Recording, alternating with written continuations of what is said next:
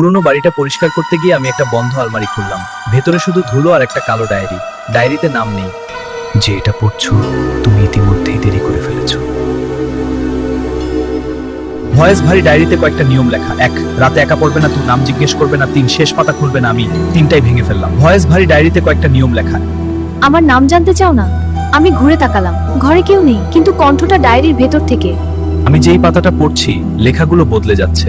এখন সেখানে লেখা, তুমি এখন এই ঘরেই আছো। দেয়ালের আয়নায় তাকালাম। আমার প্রতিচ্ছবি 1 সেকেন্ড দেরিতে নড়ল। সে ভয়ঙ্কর মুখ, চোখ দিয়ে রক্ত ঝরছে, দাঁত চলে, চামড়া টান আমার দিকে চেয়ে।